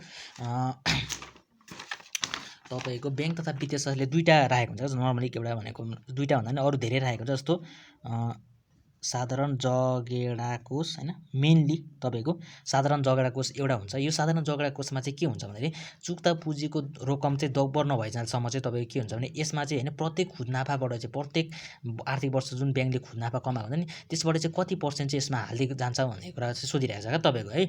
सो दोब्बर नभएपछि तपाईको जहिले पनि कति हुन्छ भन्दाखेरि चाहिँ 20% चाहिँ तपाईको के गर्नु पर्यो आफ्नो खुद नाफाबाट चाहिँ साधारण जगेडा कोषमा हाल्नु पर्यो। अनि तपाईले सोध्नुहुन्छ यदि अब दोब्बर भयो भने चाहिँ अब कति हाल्ने भन्दाखेरि दोब्बर भयो भने हाल्ने कि नहाल्ने भन्दाखेरि दोब्बर भइसकेपछि तपाईले कति हाल्नु पर्यो 10% हाल्नु पर्यो। दुईटा क्वेशन यसबाट आउन सक्छ है। दोब्बर नभएसम्म चाहिँ 20% हाल्नु पर्यो, दोब्बर भएपछि तपाईको 10% हाल्नु पर्यो, ठीक छ। अर्को हुन्छ तपाईको सटै समीकरण कोष भन्ने पनि हुन्छ यसमा। यसमा चाहिँ तपाईको के हुन्छ भन्दाखेरि यसमा चाहिँ तपाईको सटै समीकरण कोषमा चाहिँ खुद नाफाको 25% हाल्नुपर्छ, ठीक छ। शुद्ध नाफाको 25% चाहिँ तपाईँको सटाइ समीकरण कोषमा हाल्नुपर्ने हुन्छ। त्यो कुरा पनि अन्डरस्ट्यान्डिङ गर्नुपर्छ। अब सटाइ समीकरण कोष भनेको चाहिँ तपाईँको के हुन्छ भन्दाखेरि चाहिँ यो भनेको चाहिँ विदेशी मुद्राहरूको जुन रेट हुन्छ नि यो त घटबड भइरहेको छ। अनि घटबड हुँदाखेरि चाहिँ के हुन्छ भन्दाखेरि ब्याङ्कलाई प्रफिट र लस पनि भइरहेको हुन्छ क्या। त्यो जुन कोइन्स यानि कि हाम्रो मुद्राहरूको प्राइसमा जुन रेट चेन्ज भइरहेको हुन्छ त्यो विदेशी मुद्राहरूको जुन प्राइसमा चेन्ज हुन्छ त्यसले चाहिँ तपाईँको के हुन्छ भने ब्याङ्कलाई नाफा घाटा भइरहेको हुन्छ। हो त्यो नाफा भएको कन्डिसनमा चाहिँ 25% यहाँ राखिन्छ। घाटा भएको कन्डिसनमा चाहिँ त्यो घाटालाई चाहिँ परिपूर्ति गर्नका लागि यो कोषबाट पैसा फालेर तपाईँको के गरिन्छ घाटा परिपूर्ति गर्ने गरिन्छ क्या। सो यसमा चाहिँ सबै विदेशीको विनिमय दर हुन्छ तर सिवाय के हुन्छ भन्दाखेरि भारतीय मुद्राको चाहिँ रेटमा चेन्ज हुँदाखेरि चाहिँ तपाईँको प्रफिट लस हुने भन्ने कुरा भनेको चाहिँ यसमा समावेश हुँदैन। यसको लागि छुट्टै व्यवस्था हुने गर्छ। यो कुरा भयो यसमा। त्यसपछि अर्को भन्छ ब्याङ्क तथा वित्तीय संस्थाको सम्बन्धी 2073 अनुसार लिक्विडेटरको नियुक्ति कसले गर्छ हैन। तपाईँको यहाँ झुकिन सक्दैन। लिक्विडेटरको नियुक्ति गर्नका लागि चाहिँ तपाईँको के हुन्छ भन्दाखेरि चाहिँ तपाईँको सबभन्सुरमा चाहिँ सिफारिस गर्ने काम हुन्छ क्या। सबभन्दा सिफारिस गर्ने काम भनेको सबभन्सुरमा चाहिँ के हुन्छ नेपाल राष्ट्र ब्याङ्कले गर्छ। नेपाल राष्ट्र ब्याङ्कले चाहिँ 15 दिनभित्रमा चाहिँ हैन जस्तो कुनै पनि कम्पनी चाहिँ तपाईँको खारेज गर्नुपर्ने अवस्था देखिएमा चाहिँ के गर्छ भन्दाखेरि अदालतले चाहिँ नेपाल राष्ट्र ब्याङ्कलाई चाहिँ के गर्छ भन्दाखेरि चाहिँ 15 दिनभित्रमा चाहिँ तीनजना लिक्विडेटर चाहिँ नियुक्त गर्नका लागि सिफारिस माग्दछ हैन। नेपाल राष्ट्र ब्याङ्कले अनि 15 दिनभित्रमा तीनजनाको नामले सिफारिस गरेपछि अदालतले त्यो तीनजनाबाट चाहिँ के गर्छ एकजना लिक्विडेटर नियुक्त गर्छ। सो सिफारिस गर्ने चाहिँ नेपाल राष्ट्र ब्याङ्क हो। 15 दिनभित्रमा गर्नुपर्ने हुन्छ। कतिजना 3जना गर्नुपर्ने हुन्छ र नियुक्ति गर्ने काम भने चाहिँ नेपाल राष्ट्र ब्याङ्कले गर्छ। ठिक छ। यसको 20% हुन्छ है। त्यसपछि अर्को भनेको ब्याङ्क तथा वित्तीय संस्थाको पदाधिकारी भन्नाले तलका मध्ये कसलाई बुझिन्छ। अब पदाधिकारी हैन त्यो पदाधिकारी भनेको चाहिँ को भन्दाखेरि चाहिँ एउटा भनेको हाम्रो के हुन्छ कार्यकारी प्रमुख भनेको पनि पदाधिकारी नै हो हैन। कम्पनी सचिव भनेको पनि पदाधिकारी नै हो। कुनै विषयमा निर्णय गर्ने अख्तियारप्राप्त अधिकृत स्तरकर्मी यो पनि हाम्रो पदाधिकारी हो। संस्थाको संस्थापक भनेको चाहिँ हाम्रो के हो पदाधिकारी हैन। त्यही भएर चाहिँ कुन चाहिँ पदाधिकारी होइन भन्दाखेरि चाहिँ यो हाम्रो संस्थाको संस्थापक है। हाम्रो 4वटालाई चाहिँ पदाधिकारी भन्ने गरिन्छ क्या। एउटा भनेको कार्यकारी प्रमुख भइहाल्यो, अर्को भनेको कम्पनी सचिव, अर्को भनेको कुनै विषयमा निर्णय गर्ने अख्तियारप्राप्त अधिकार स्तरको कर्मचारी र अर्को भनेको कम्पनीको सञ्चालक है। 4वटा चाहिँ हाम्रो के हो पदाधिकारी हो। त्यो बाहेक अरू जुनसुकै होस् तपाईँको के हो तिनीहरू पदाधिकारी होइन भन्ने सम्झिनु ल। त्यसपछि अर्को भनेको चाहिँ के छ कम्पनीको लेखा परीक्षण गरिसकेपछिको प्रतिवेदनको प्रतिलिपि कम्पनीमा आधिकारिक ट्रेड युनियनको व्यवस्था भएमा। अब के छ भन्दाखेरि कुनै पनि कम्पनीको लेखा परीक्षण गरिसकिन्छ नि त्यो लेखा परीक्षण गरिसकेपछि त्यसको प्रतिवेदनको प्रतिलिपि चाहिँ हैन कम्पनी अब सेयर होल्डरलाई दिनुपर्छ। ठिक छ। अब के छ भन्दाखेरि कम्पनीमा एउटा आधिकारिक ट्रेड युनियनको व्यवस्था भए चाहिँ हैन उक्त पक्षलाई चाहिँ लेखा परीक्षण दिनुपर्छ कि पर्दैन, प्रतिलिपि उपलब्ध गराउनु अनिवार्य हुन्छ कि हुँदैन भन्ने कुरा चाहिँ गरेछ क्या। अब के छ भन्दाखेरि चाहिँ यसमा हुन्छ हुँदैन अथवा जानकारी मात्र दिए हुन्छ अथवा कम्पनीको नियम अनुसार गर्नुपर्छ भन्दाखेरि चाहिँ यसमा चाहिँ आधिकारिक ट्रेड युनियन कुनै पनि कम्पनीमा भयो भने त्यसलाई अनिवार्य रूपमा उपलब्ध गराउनुपर्छ ल। ठिक छ। यो भनेको कम्पनी एनबाट आएको एन्सर क्वेसन है। अर्को भनेको कम्पनी 2063 अनुसार लेखा परीक्षणमा कतिजना सदस्य हुने व्यवस्था छ भन्दाखेरि लेखा परीक्षणमा 3जना। ठिक छ। अनि सुनको मेल्टिङ पोइन्ट कति हुन्छ। अब तपाईँले यो के छ गोल्ड एन्ड सिल्भरको तपाईँले थाहा हुनुपर्छ है। सुनको मेल्टिङ पोइन्ट हैन तपाईँको यहाँ दुईटा कुरा हुन्छ क्या। एउटा तपाईँको एउटा बोइलिङ पोइन्ट हुन्छ है, अर्को भनेको मेल्टिङ पोइन्ट हुन्छ। यो दुईटा फरक कुरा है। यो दुईटा फरक कुरा गोल्ड सिल्भर। तपाईँको यो बोइलिङ पिरियड भनेको चाहिँ के हो भन्दाखेरि तपाईँको सुरुमा मेल्टिङ भनौँ ल। यो मेल्टिङ भनेको चाहिँ तपाईँको के छ भने कुनै पनि सोलिड चिज ठोस वस्तु चाहिँ तपाईँको जब लिक्विडमा चेन्ज हुन्छ नि त्यसलाई हामी मेल्टिङ पोइन्ट भन्छौँ क्या। अनि जब यो लिक्विड चिज चाहिँ तपाईँको के छ स्टिम बाफमा चेन्ज हुन्छ नि तब त्यसलाई हामी के भन्छौँ बोइलिङ पोइन्ट भन्छौँ है। यानि कि मेल्टिङ पोइन्ट भनेको कुनै ठोस वस्तु चाहिँ तपाईँको तरलमा परिवर्तन हुने पोइन्ट भयो मेल्टिङ पोइन्ट भनेको भने बोइलिङ पोइन्ट भने चाहिँ त्यो लिक्विड चाहिँ तपाईँको बाफमा परिवर्तन हुने पोइन्ट। तपाईँले अब यतिबाट अन्दाज लगाउनु यो पोइन्ट तपाईँको जहिले पनि के हुन्छ धेरै हुन्छ किनभने यसमा तपाईँको बाफसम्म परिवर्तन हुन्छ। यानि कि ओभरअल तपाईँको गोल्डको चाहिँ तपाईँको मेल्टिङ पोइन्ट भनेको 1064 डिग्री सेल्सियस हुन्छ है। यानि कि यसमा चाहिँ हाम्रो के हुन्छ सोलिड टु लिक्विड हुने गर्छ भनेपछि यो लिक्विडबाट चाहिँ स्टिम हुनका लागि चाहिँ भन्दाखेरि तपाईँको 2700 डिग्री सेल्सियस चाहिन्छ। ठिक छ। भनेपछि अब सिल्भरको के हुन्छ सिल्भरको भनेको यसको मेल्टिङ पोइन्ट भनेको तपाईँको 1961.8 डिग्री सेल्सियस हुन्छ भने यसको बोइलिङ पोइन्ट भनेको चाहिँ तपाईँको के हुन्छ 2162 डिग्री सेल्सियस हुन्छ आउन सक्छ है। ल अब अहिले हामीलाई के सोधेको छ भन्दाखेरि चाहिँ सुनको मेल्टिङ पोइन्ट सोधेको छ। सुनको गोल्डको यानि कि मेल्टिङ पोइन्टको 1064 डिग्री सेल्सियस हो यानि कि 1064 डिग्री सेल्सियस हो। ठिक छ। ल यो भइसकेपछि हामीले 13वटा क्वेसन्स भयो। अब त्यसपछि हामी बाँकी 14को क्वेसन छ। 14मा के भनेको छ भन्दाखेरि चाँदीको एटोमिक सिम्बल कुन हो भनेको छ हैन। अब तपाईँको के छ भन्दाखेरि चाहिँ एटोमिक सिम्बल भनेको छ हैन, एटोमिक सिम्बल हैन, जस्तो एटोमिक सिम्बल हैन। अब यो सबैको थाहा हुनुपर्छ। जस्तो हाम्रो सुनको भनेको एयु हुन्छ है, यसको हाम्रो के हुन्छ एजी हुन्छ। अब तपाईँले यो एयु र एजी, अब जस्तो अहिले तपाईँलाई थाहा भइसक्यो चाँदीको एटोमिक सिम्बल भनेको एजी हुन्छ, ठिक छ यो भइसक्यो। तर तपाईँले गरे फुल फर्म पनि सोध्न सक्छ क्या। जस्तो यो एजी भनेको तपाईँको के हो भन्दाखेरि तपाईँले यो पनि सोध्नु सक्छ, यो एजी भनेको तपाईँको के हो भनेको अर्जेन्टियम भन्छ यसलाई। अर्जेन्टियम भनेको एजी, यो एजी भनेको कहाँबाट आएको ल्याटिनबाट आएको। ल अरू क्वेसन्स पनि एक्स्ट्रा भयो है। एजीको फुल फर्म भनेको अर्जेन्टियम जुन ल्याटिनबाट आएको। त्यस्तै हाम्रो यो एयु भनेको चाहिँ औरम, एयुआरयुएम औरम, यो पनि कहाँबाट आएको ल्याटिनबाट आएको है। यो भनेको एटोमिक सिम्बल नम्बर। अब तपाईँलाई अर्को भनेको एटोमिक सिम्बल भयो यो हैन, केले डिनोट गरिन्छ यसलाई। यो तपाईँको अर्को भनेको एटोमिक तपाईँको के छ भने नम्बर पनि सोध्छ क्या। यो भनेको चाहिँ 79 मा पर्छ, यो भनेको 47 मा पर्छ, ठिक छ। ल यति भयो कहिले एटोमिक मास पनि सोध्छ, भयो भने तपाईँ पढेर जानु होला हैन। हैन भने तपाईँले यति पढ्दाखेरि प्राय गोल्ड एन्ड सिल्भरको डिटेल इन्फर्मेसन यति भने भइहाल्छ है, ठिक छ। ल त्यसपछि अर्को भनेको छ हाम्रो के छ, साधारणतः मानव शरीरमा औसतमा कति मात्रामा सुन रहेको हुन्छ। अब मानव शरीरमा सुन रहेको हुन्छ, तपाईँहरूलाई थाहा छैन सुन मान्छेले थोरै बहुत सेवन पनि गर्छन्। जस्तो बेभरेजतिर, कफीतिर हैन, हाइली क्लास खालको होटलतिर तपाईँ हेर्नु भने त्यहाँ सुन पनि के गर्छ मान्छेले कन्ज्युम गर्छ। केही मात्रामा सुन कन्ज्युम गर्दाखेरि तपाईँको हेल्थलाई केही असर गर्दैन। सो के छ भन्दाखेरि यहाँ भन्छ मानव शरीरमा चाहिँ सुन कति मात्रामा रहेको छ भन्दाखेरि चाहिँ हाम्रो 0.2 मिलिग्राम रहेको हुन्छ, एमजी रहेछ, 0.2 मिलिग्राम रहेको हुन्छ, ठिक छ। त्यसपछि तपाईँले अर्को भनेको छ नेपाल राष्ट्र ब्याङ्कको स्थापना कुन प्रधानमन्त्रीको पालामा भएको थियो। नेपाल राष्ट्र ब्याङ्क भनेको 2013 साल वैशाख 14 गते भएको थियो। त्यतिखेरको प्रधानमन्त्रीको थियो टङ्कप्रसाद आचार्य थियो, ठिक छ। अर्को भनेको पारिवारिक सर्वेक्षण कति अवधिमा गरिन्छ। यो भनेको जहिले पनि कति चाहिँ 10 वर्षमा गरिन्छ। पारिवारिक सर्वेक्षण कहिले गर्ने गर्छ, नेपाल राष्ट्र ब्याङ्कले गर्ने गर्छ। सुरुमा कहिले भएको 2029 र 30 सालमा, ठिक छ। ल यति भइहाल्यो। त्यसपछि अर्को भनेको नेपाल राष्ट्र ब्याङ्कको ब्याज दर करिडोर कहिलेदेखि लागू गर्छ। ब्याज दर करिडोर भनेको कुनै ब्याज दरको तल्लो र माथिल्लो सीमा भन्ने गरिन्छ हैन। यो भनेको 2014 साल कार्तिक 29 गतेदेखि लागू गरिएको थियो। अनि ग्रामीण कर्जा कार्यक्रम नेपालमा कसको सहयोगले सञ्चालन भएको थियो। ग्रामीण कर्जा भनेको एउटा भनेको एडिबी भनेको छ। एडिबी भनेको यो भनेको एग्रिकल्चर डेभलपमेन्ट ब्याङ्क भनेको, यो भनेको तपाईँको एडिबी भनेको तपाईँको एसियन डेभलपमेन्ट ब्याङ्क भनेको है, एसियन डेभलपमेन्ट ब्याङ्क हो। यो भनेको वर्ल्ड ब्याङ्क हो।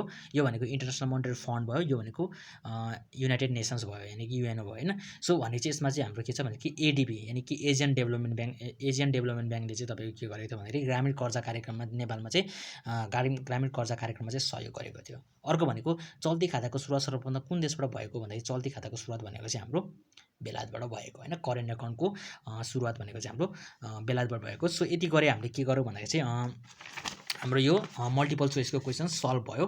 अब हामी के गर्छौँ भन्दाखेरि सेक्सन्स बीको क्वेसन्समा पनि थोरै अब डिस्कस गर्नेवाला छौँ है। सो तपाईँको सबभन्दा चाहिँ के छ भन्दाखेरि नेपाल राष्ट्र ब्याङ्कले गर्ने विकासात्मक कार्यहरू के हुन् भनेको छ है। अब तपाईँको नेपाल राष्ट्र ब्याङ्कले गर्ने दुईवटा कार्य छ। एउटा भनेको परम्परागत कार्य अथवा नीतिगत कार्य भन्छ, जुन भनेको नेपाल राष्ट्र ब्याङ्क ऐन 2058 को तपाईँको दफा 5 मा उल्लेख गरेको छ हैन। ब्याङ्क नोट तथा सिक्का निष्कासन गर्ने हैन, मूल्य स्थिरता कायम गर्नका लागि मौद्रिक नीति तयार गरी निर्माण गर्ने, कार्यान्वयन गर्ने गराउने, त्यो भनेको तपाईँको परम्परागत कार्य हो, यानि कि नीतिगत कार्यहरू। त्यो तपाईँले अहिले के सोधेको छ यसले विकासत्मक कार्यहरू, यानि कि डेभलपमेन्ट फङ्सन्सहरू चाहिँ के भन्दैछ हो, त्यो कुरा सोधेको छ है। अब डेभलपमेन्ट फङ्सनमा तपाईँलाई एक दुईवटा म भन्दि पनि राख्छु हैन। जस्तो यो भनेको चाहिँ के हुन्छ भन्दाखेरि तपाईँको एउटा विकासका कार्यहरू गर्न सरकारलाई वित्तीय सहयोग गर्ने यो एउटा हो, ठिक छ। त्यसपछि अर्को भनेको तपाईँको मुद्रा बजार। अब ह्यान्डराइटिङ यस्तै हुन्छ छिटो लेख्दा है। सो मुद्रा बजार र पुँजी बजारको विकासमा के गर्ने सहयोग गर्ने। विकासमा म 6वटासम्म लेखिदिन्छु ल, 5 नम्बरको छ नि त। विकासमा सहयोग गर्ने। त्यसपछि तपाईँको अर्को भनेको चाहिँ यसको के हुनसक्छ भन्दाखेरि चाहिँ ओके ब्याङ्किङ आदत र पद्धतिको विकास गर्ने। तपाईँले ह्यान्डराइटिङ बुझ्नु हुँदैन भने मैले मुखले पनि भनिदिएको छु, त्यही भएर तपाईँको अर्को यसको के हुनसक्छ भन्दाखेरि तपाईँको सरकारलाई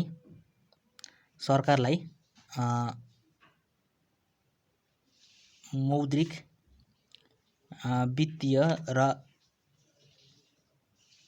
आर्थिक अर्थसँग रिलेटेड आर्थिक नीतिहरू निर्माण र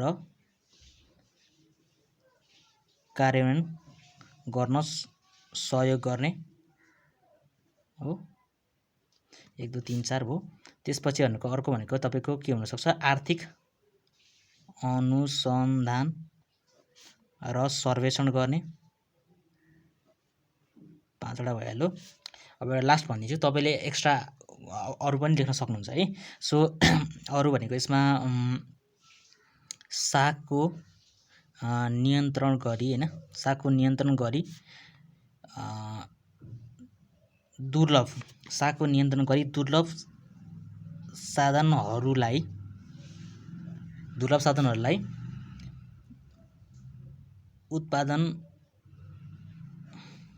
उत्पादनमुख क्षेत्रमा रूपान्तरण भन्दा नि हस्तान्तरण भनौँ न, हस्तान्तरण गर्ने, सिफ्टिङ गर्ने। ठिक छ। त्यसपछि अर्को भनेको चाहिँ सरल, सक्षम र सुरक्षित भुक्तानी प्रणालीको विकास गर्ने। ल हैन, यो भयो। अनि अर्को भनेको अन्तर्राष्ट्रिय संस्थासँग चाहिँ सुमधुर सम्बन्ध कायम गर्ने, त्यस्तैको तपाईँको विकासमा कार्यहरू लेख्न सक्नुहुन्छ है। अर्को भनेको तपाईँ लेखा विधिको चक्रलाई व्याख्या गर्नुहोस्। एकाउन्टिङको चाहिँ तपाईँको एकाउन्टिङ साइकल भनेको छ है। एकाउन्टिङको के भनेको छ यसले, एकाउन्टिङ तपाईँको साइकल भनेर छ, यानि कि एकाउन्टिङको प्रोसेस भनेको छ है। तपाईँको अब सबभन्दा यसमा के हुन्छ, ट्रान्जेक्सन्स हुन्छ। यसमा के हुन्छ, तपाईँको ट्रान्जेक्सन्स हुन्छ। ट्रान्जेक्सन पछि तपाईँको के हुन्छ, रेकर्डिङ हुन्छ है। रेकर्डिङ पछि तपाईँको के हुन्छ, क्लासिफिकेसन हुन्छ हैन। त्यसपछि तपाईँको क्लासिफिकेसन पछि के हुन्छ, समराइजेसन हैन। त्यसपछि तपाईँको समराइजेसन पछि के हुन्छ, इन्टरप्रिटेसन्स हुन्छ। त्यसपछि लास्टमा फाइनली के हुन्छ, कम्युनिकेसन हुन्छ। ल हैन, यो भयो तपाईँको सबभन्दा। ट्रान्जेक्सनमा के हुन्छ, ट्रान्जेक्सनमा सबभन्दा हामी आइडेन्टिफिकेसन गर्छौँ। आइडेन्टिफिकेसन कस्तो गर्ने भन्दाखेरि चाहिँ, आइडेन्टिफिकेसन भनेको तपाईँको के हुन्छ भन्दाखेरि कुनै पनि अकाउन्टिङमा त तपाईँको के हुन्छ भन्दाखेरि चाहिँ मनी मेजरमेन्ट, यानि कि मनी मेजरमेन्ट कन्सेप्ट अन्तर्गत हेर्नु भने तपाईँको आर्थिक कारोबारहरूको मात्रै रेकर्ड आइन्छ। जस्तो ट्रान्जेक्सन हाम्रो आर्थिक यानि कि इकोनोमिक, यानि कि आर्थिकसँग, यानि कि मनीसँग रिलेटेड छ भने त्यो कुरा हामी आइडेन्टिफाई गर्छौँ। त्यसपछि हामी के गर्छौँ, मेजरमेन्ट गर्ने काम गर्छौँ। मेजरमेन्ट गरिन्छ, त्यसपछि हामी के गर्छौँ, डकुमेन्टेसन गरिन्छ हैन। यानि कि कुनै पनि ट्रान्जेक्सनलाई सुरुमा आइडेन्टिफाई गर्ने, त्यसलाई मेजरमेन्ट गर्ने, त्यसपछि डकुमेन्टेसन गर्ने काम भनेको पहिलो प्रोसेस हो। अनि यो अब ट्रान्जेक्सनलाई के गर्ने, रेकर्डिङ गर्ने काम हो। रेकर्डिङमा हामी के गर्न सक्छ, जर्नल इन्ट्री, सब्सिडाइज बुक्स बनाउँछौँ। ठिक छ। अब त्यो रेकर्डिङलाई हामी के गर्नु पर्यो, क्लासिफिकेसन गर्नु पर्यो हैन। क्लासिफिकेसन गर्नका लागि हामी के गर्न सक्छौँ भन्दाखेरि चाहिँ हामी यहाँको ट्रान्जेक्सनलाई चाहिँ लेजरमा पोस्टिङ गर्छौँ, पोस्टिङ्स इन्टु लेजर। अनि ब्यालेन्स अफ लेजर भन्ने कुरा यहाँ आउँछ है। त्यसपछि हामीले अनि त्यसलाई के गर्नु पर्यो, त्यो ट्रान्जेक्सनलाई समराइजेसन गर्नु पर्यो। समराइजेसन भनेको हाम्रो ट्रायल ब्यालेन्स भयो, प्रफिट एन्ड लस एकाउन्ट भयो हैन, ब्यालेन्स सिटको यहाँ गरिन्छ। त्यसपछि त्यो समराइजेसनलाई हामी के गर्छौँ, इन्टरप्रिटेसन गर्ने काम गर्छौँ। अनि इन्टरप्रिटेसन यानि कि हामीले इन्टरप्रेट गरिसकेपछि त्यसलाई हामीले के गर्छौँ, जसलाई चाहिँ चाहिन्छ, जसलाई रिक्वायर्ड पार्टिजहरूलाई चाहिँ हामीले के गर्ने गर्छौँ, यो त्यो ट्रान्जेक्सनहरू चाहिँ प्रोभाइड गरेर कम्युनिकेसन गर्ने गर्छौँ। यसलाई नै हामी के भन्छौँ, अकाउन्टिङ साइकल भन्ने गर्छौँ है। त्यसपछि चेक र ड्राफ्टमा कस्तो भिन्नता छ भनेको छ हैन। अब चेक भनेको चाहिँ के हो भन्दाखेरि चाहिँ तपाईँको खातावाल व्यक्ति वा संस्था, यो भनेको नि आदेश पत्र हो, यो भनेको नि आदेश पत्र हो, यानि कि यो दुइटै अर्डर हो हैन। अब चेक भनेको चाहिँ, चेक पनि अर्डर नै हो, तर यो चेक कस्तो अर्डर हो भन्दाखेरि यो भनेको चाहिँ कुनै पनि व्यक्ति वा संस्थाले चाहिँ तपाईँको ब्याङ्कलाई दिने अर्डर, व्यक्ति वा संस्थाले ब्याङ्कलाई दिने अर्डर भनेको चाहिँ चेक भयो भने, तपाईँको ड्राफ्ट भनेको चाहिँ तपाईँको के छ भन्दाखेरि चाहिँ ब्याङ्कले अर्को ब्याङ्क वा आफ्नो शाखा, ल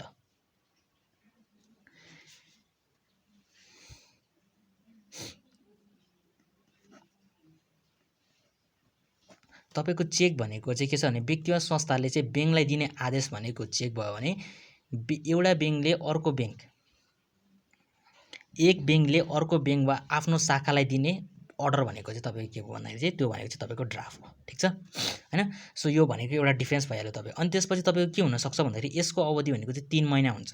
आयु भनेको चेकको 3 महिना हुन्छ भने यसको 6 महिना हुने गर्छ है आयु। त्यसपछि के छ भन्दाखेरि चेकको कारोबार गर्नका लागि तपाईँको के हुन्छ ब्याङ्क खाता खोल्न पर्छ। ब्याङ्क खाता के गर्नु पर्यो यसमा खोल्नुपर्छ, ठिक छ।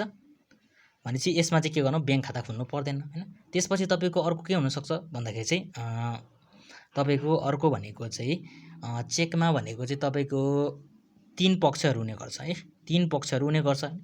तपाईँको ड्रवर ड्रवी पेई हुन्छ भने यसमा 4 पक्ष हुन्छ तपाईँको एप्लिकेटर ड्रवर ड्रवी पेई हुन्छ हैन, ठिक छ। अनि त्यसपछि चाहिँ भनेको चाहिँ यसमा चाहिँ के हुन्छ भन्दाखेरि तपाईँको यसमा भनेको चाहिँ आदेश भनेको व्यक्तिगत संस्था दिन्छ, यसमा भनेको आदेश भनेको चाहिँ ब्याङ्कले दिने गर्छ, यो कुरा भयो है। यसमा आदेश भनेको चाहिँ ब्याङ्कले दिने गर्छ, यसमा आदेश भनेको चाहिँ यसमा भनेको व्यक्ति वा संस्थाले दिने गर्छ हैन, व्यक्ति वा संस्थाले दिने गर्छ भने यसमा आदेश भनेको चाहिँ ब्याङ्कले दिने गर्छ, ठिक छ। सो तपाईँले 5 वटादेखि 6 वटा डिफ्रेन्स लेख्नु भने भइहाल्यो। यानि कि यसमा अनि अर्को तपाईँ लेख्नुहुन्छ यसमा भनेको शुल्क तिरिँदैन हैन चेकमा, यसमा भनेको शुल्क लाग्ने गर्छ, त्यही कुरा भयो है, ठिक छ। ल यो भयो। त्यसपछि अर्को भनेको के छ भन्दाखेरि वासलात एक महत्त्वपूर्ण वित्तीय विवरण हो, तर पनि यसमा धेरै समस्या कमजोरी रहेका छन्, उक्त भन्नलाई पुष्टि गर्नुहोस्। अब म सबै लेखिराख्दिनँ, मुखले भनिदिन्छु, तपाईँहरूले यदि कपी गर्नुहुन्छ भने तपाईँले कपी गर्न सक्नुहुन्छ है। सो के भन्छ भन्दाखेरि यस्तो भनेको चाहिँ वासलात भनेको चाहिँ वित्तीय विवरणको एउटा महत्त्वपूर्ण अङ्ग भयो हैन। तर पनि यसमा चाहिँ के छ भन्दाखेरि विभिन्न समस्या र कमी कमजोरी रहेका छन् भने चाहिँ उक्त भन्नलाई पुष्टि गर्नु भन्दाखेरि वासलातमा भएका समस्या र कमजोरीहरू लेख्नुहोस् भनेको है, ठिक छ। भने चाहिँ यसको कमजोरीहरू के छ भन्दाखेरि एउटा भनेको चाहिँ के हुन्छ भने वासलात भनेको सन्तुलन परीक्षणमा तयार हुने हुँदाखेरि चाहिँ यसमा स्वतन्त्रताको अभाव रहेको हुन्छ हैन। सन्तुलन परीक्षणमा भर पर्ने हुँदा स्वतन्त्रताको अभाव रहन्छ, एउटा भयो हैन।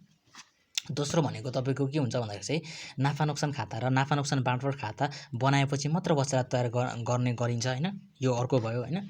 त्यसपछि अनि अर्को भनेको चाहिँ आयगत प्रकृतिको कारोबारलाई समेट्न नसक्नु, पुँजीगत कारोबार मात्र हाम्रो के हुन्छ वासलातमा आउँछ, यो तेस्रो भयो। त्यसपछि अर्को भनेको तपाईँको के लेख्न सक्नुहुन्छ भन्दाखेरि तपाईँको अतिरिक्त जानकारी हैन, अतिरिक्त जानकारी जुन सन्तुलन परीक्षणभन्दा तल दिएको हुन्छ त्यसलाई समायोजन गर्नका लागि चाहिँ वासलात के हुन्छ, वासलातमा समावेश गर्नका लागि चाहिँ समस्या हुन्छ हैन। त्यो 4 वटा भयो। त्यसपछि अर्को भनेको वासलात एक्लैले सम्पूर्ण वित्तीय जानकारी उपलब्ध गराउन नसक्ने, 5 वटा भयो हैन। अनि अर्को भनेको चाहिँ समय लाग्ने र खर्चिलो हुन्छ हैन। त्यसपछि अर्को भनेको चाहिँ साना संस्थाका लागि अनुपयोगी भयो हैन। अनि त्यसपछि अर्को भनेको ऐतिहासिक मूल्यमा आधारित हैन, यो भनेको हिस्टोरिकल भ्यालुमा चाहिँ डिपेन्डेन्ट हुन्छ। अनि त्यसपछि त्यो हिस्टोरिकल डाटामा अब हिस्टोरिकल भ्यालुमा चाहिँ यो बेस भइसकेपछि यसले दिने भ्यालुएसन पनि के हुन्छ भन्दाखेरि चाहिँ रङ हुन्छ, यानि कि रियल हुँदैन भनेको हैन, यानि कि वास्तविक हुँदैन भनेको, यानि कि वास्तविक मूल्य देखाउन नसक्ने हैन। त्यसपछि अर्को भनेको चाहिँ नगदमा आधारित कारोबार, नगदमा आधारित भएर चाहिँ वासलात तयार गर्न नसकिने। वासलातमा त हाम्रो आउटस्ट्यान्डिङ भयो, तिर्न बाँकीहरू हैन, पाउन बाँकी सबै कुराहरू आउँछ, त्यही भएर चाहिँ नगद त के भन्छ ठ्याक्कै नगद रिसिभ भयो, नगद गयो भन्ने मात्र रेकर्ड राख्नुहुन्छ। सो नगदमा आधारित भएर चाहिँ यो तयार गर्न सकिँदैन। यो यसरी चाहिँ तपाईँको 6-7 वटा चाहिँ तपाईँले यसको कमी कमजोरी लेख्न सक्नुहुन्छ। अर्को भनेको टिप्पणी भनेको के हो, टिप्पणी लेख्न गर्दा समावेश गर्नुपर्ने विषयहरू हैन। टिप्पणी भनेको चाहिँ तपाईँको के हो भन्दा चाहिँ टिप्पणी भनेको चाहिँ यो भनेको चाहिँ कुनै पनि विषयमा चाहिँ निर्णय गर्नका लागि है, कुनै पनि विषयमा चाहिँ निर्णय गर्नका लागि चाहिँ त्यो विषय अब कुनै पनि विषयमा निर्णय गर्नु छ भने त्यो विषयको बारेमा चाहिँ तपाईँले के गर्नु पर्यो, विश्लेषण अध्ययन गर्नु पर्यो क्या। कुनै पनि विषयमा निर्णय गर्नका लागि उक्त विषयको चाहिँ विश्लेषणात्मक अध्ययन गरी प्रमाणहरू जुटाइ हैन, उक्त विषयलाई चाहिँ सपोर्ट गर्ने प्रमाणहरू जुटाइ राय पनि राख्नु पर्ने हुन्छ। रायसहित माथिल्लो तह वा अधिकारप्राप्त अधिकारी है, दुईटा भने मैले माथिल्लो तहमा जो छ अथवा अधिकारप्राप्त अधिकारी जोसँग चाहिँ अधिकार छ, माथिल्लो तह वा अधिकारप्राप्त अधिकारी समक्ष निर्णय गर्नका लागि हैन, डिसिसन लिनका लागि चाहिँ हैन तयार पारिने संक्षिप्त टिप्पणी हो, ठिक छ। सो टिप्पणी भनेको म फेरि एकचोटि भन्छु, कुनै पनि विषयमा निर्णय गर्नका लागि हैन उक्त विषयको चाहिँ विश्लेषण अध्ययन गरी प्रमाणहरू जुटाइ रायसहित माथिल्लो तह वा अधिकारप्राप्त अधिकारी समक्ष निर्णय गर्नका लागि चाहिँ तयार पारिने संक्षिप्त टिप्पणी हो, ठिक छ। अब टिप्पणी लेखन गर्दाखेरि समावेश गर्नुपर्ने विषयहरू के हुन् भन्दाखेरि चाहिँ यसमा भनेको सबभन्दा सुरुमा पहिलो भनेको शीर्षक, ठिक छ, शीर्षक भयो। अर्को भनेको समसामयिक विषयको चाहिँ समस्या र कारणहरू, ठिक छ, के कारणहरू छ समसामयिक विषयको चाहिँ त्यो कुराहरू भन्नु पर्यो हैन। त्यसपछि अर्को भनेको चाहिँ समस्या समाधानका उपायहरू समावेश गर्नु पर्यो। अब समस्याको कारण र समस्याहरू तपाईँले भनिसकेपछि त्यसलाई कसरी समाधान गर्न सक्छ त्यो पनि गर्नु पर्यो है। शीर्षक, शीर्षक भन्नु विषय भने सेम हो, विषय शीर्षक होइन।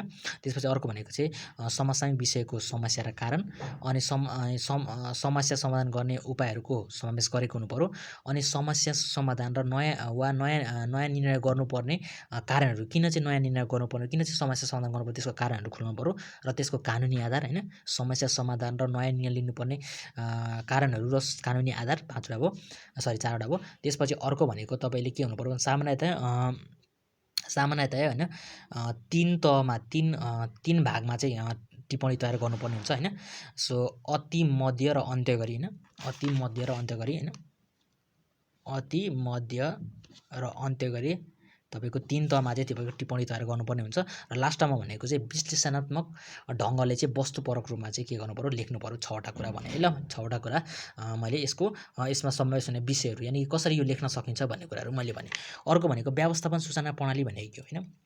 सूचना भनेको इन्फर्मेसन्स हो। यो भनेको यस्तो चिज हो कि तपाईँले राइट टाइममा इन्फर्मेसन्स तपाईँले पाउनु भयो भने तपाईँले डिसिसन्स बेटर गर्न सक्नुहुन्छ है। यदि तपाईँलाई चाहिने इन्फर्मेसन तपाईँले गलत टाइममा चाहिँ पाउनु भयो भने त्यो इन्फर्मेसन्सको केही नै पनि भ्यालु हुँदैन। त्यही भएर तपाईँले जहिले पनि सूचना, कुनै पनि बिजनेसमा चाहिने सूचना भनेको जहिले पनि राइट टाइममा पाउनुपर्ने हुन्छ, ताकि तपाईँले डिसिसन्स तपाईँले के गर्नु बेटर रूपमा चाहिँ लिन सक्नुहुन्छ। सो के हुन्छ भन्दाखेरि यो कारणले गर्दाखेरि व्यवस्थापन सूचना प्रणाली भनेको चाहिँ के हो भन्दाखेरि सिस्टम्स। यो भनेको चाहिँ कुनै पनि सूचनाहरू लिने होइन, सिस्टम भन्ने बित्तिकै जहिले पनि बुझ्नु, सिस्टम भन्ने बित्तिकै आउने बित्तिकै तपाईँको त के हुन्छ त जहिले पनि इनपुट हुन्छ, पक्कै पनि इनपुटलाई के गरिन्छ, प्रोसेस गरिन्छ, त्यसपछि हाम्रो के हुन्छ आउटपुट। यो चिज हुन्छ भन्ने सम्झिनु। सिस्टम भनेपछि हामीले के गर्ने, सबभन्दा इन्फर्मेसन इनपुट लिने, अनि त्यो त्यो इन्फर्मेसनलाई के गर्ने, प्रोसेस गर्ने, अनि प्रोसेसमा के गरिन्छ, प्रोसेसमा त्यो इन्फर्मेसन्सहरूलाई हामीले के गर्ने भन्दाखेरि सिलेक्सन्स गर्ने होइन, त्यसको इम्पोर्टेन्ट वाइज त्यसलाई के गर्ने, क्लासिफाई गर्ने, चाहिने इन्फर्मेसन्सहरूलाई अरू ठाउँमा पठाउने होइन, नचाहिने इन्फर्मेसनलाई के गर्ने, डिस्पोजिसन गर्ने होइन।